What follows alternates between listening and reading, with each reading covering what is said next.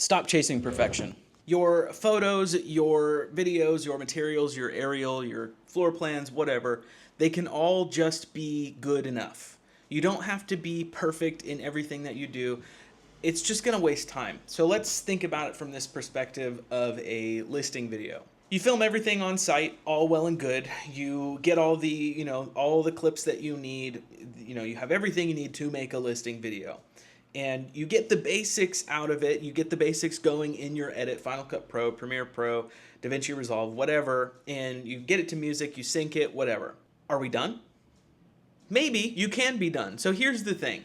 All the additional things that you do after the sync to music, and like I'm talking about basic listing video too. I'm not talking about like the Daniel Bertolo crazy world's most cinematic listing video type thing.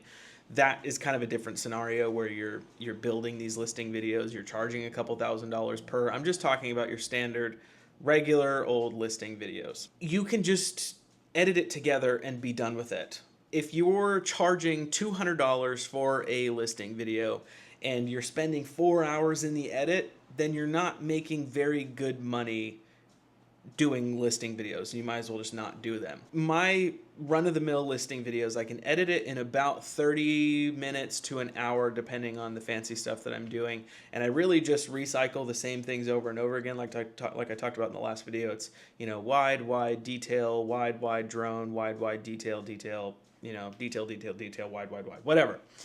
And then in those detail shots, you can go to the beginning of the clip, you hit a keyframe, and then you go to the end of the clip, and then you zoom in and add another keyframe. So, it does these nice zoom things, one after another, and those are really nice to kind of toss it up a little bit. But if you're not charging a whole lot of money for your listing videos, and you're shooting in a flat color profile like, S-Log3 if you have a Sony, or if you're shooting C-Log if you have a Canon, and then you have to color grade all this footage, like even if you slap on a LUT and you're adjusting the the saturation and the contrast and the exposure and the shadows and the mids and all this stuff for $200, that's not really necessary. You can leave it in the normal color profile, the standard normal baked in LUT that all of these cameras have, just the normal color profile, and it'll be good enough. Where you want to spend the majority of your time in your edit and your listing videos is when you're trying to get to the next level.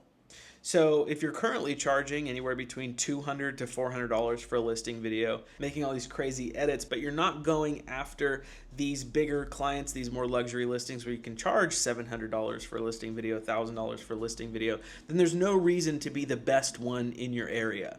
There really isn't, because if you're competing at the bottom where all these realtors just like they want video, but they don't really care if it's like this amazing quality, or maybe they do care, but then when you tell them the price of a bigger listing video, they would get scared and then not buy it. If you're going after those types of clients and you're trying to do these amazing listing videos, like I said in the last video I just uploaded, those people have established themselves as not being buyers of your service. So if you're making these crazy amazing listing videos but you're charging bottom of the barrel prices, and sure, you might be doing more of them, but you might get frustrated because you're spending so much time in the editing room, or you're paying an editor like $200 per listing video to do, where you're only charging $400 for a listing video, then you're only profiting $200 and all this stuff. There's no right or wrong way to run a real estate photography business, like I said, but there is a way to run it profitably. So you have to think of the logical progression of it. So if you're just getting into real estate photography and videography, and you start getting really good at listing videos, and then you naturally get better, and you start adding some new flavor stuff, cutting to the beats. You do zoom transitions, with the speed ramps that goes into the zoom transition, and then you're going to the next thing, and you incorporate FPV drone footage into them. You're doing all this crazy stuff. Good, that's the logical progression of things. But bad if you're not increasing your price, or you're not finding new clients to provide those services to. So you have your current, so you get into real estate photography and you're at this level. This is the price that you can charge. It's competitive for the area. And then as you progress, it's supposed to go on a curve up, towards the top. where eventually you start getting more into luxury properties and whatever, or you can stay at the bottom of the barrel and start hiring people to take care of those shoots while you do something else. There's any number of ways that you can do it, but there is a way that you can be more profitable. So if you are getting better with your skill, then your price has to go alongside the skill. And so many people I talk to are afraid to raise their prices, like, they're just still bending over backwards for realtors, or they have this amazing portfolio, but they still get caught up having to provide free services to people. That sucks. I don't like that, and that shouldn't be what you're doing in your business if you're trying to grow and scale. If you're maintaining the same prices and the same client pool, then you aren't going to scale up. So how do we scale? Well, we go after new clients. New clients that, like I talked about in the last video, have established themselves as buyers of these services already. They already buy drone services. They already buy 360 tours. They already buy, crazy, amazing listing videos. They understand things take a little bit more time. They're high-performing realtors. They do 4 listings every single month, blah, blah, blah, blah, blah, blah, blah. You get the idea. Those are the people to go after. So rewinding a little bit, when you're starting your real estate photography business and you have 2 trajectories that you can go, one is to immediately go after these high-performing agents, have really competitive, good pricing, get really good at the services, as good as you can without getting into a bunch of properties. That's method 1, and that might take a little bit longer, but it's better, and here's why. If you go the other trajectory, you charge, below market rate, you're, going after clients that are just kind of a headache, and it's a big pain. Eventually, you're going to come to a crossroads where you're going to need to go this way from your beginning. So if you have bottom of the barrel prices and you've gotten really good and you're like, okay, I'm sick of working with these clients, how do I raise the prices and go to this way?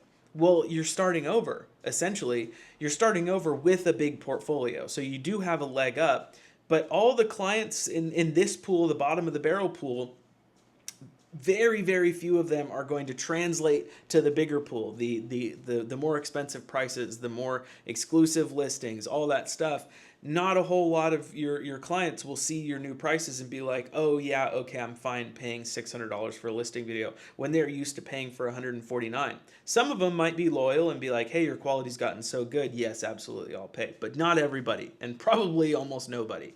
So if you're faced with these 2 trajectories, these 2 directions that you can go, if you're broke and desperate, this one might be a little bit more tempting, a little bit better, because you can get, money coming in. Some money is better than no money, right? No, not in my opinion.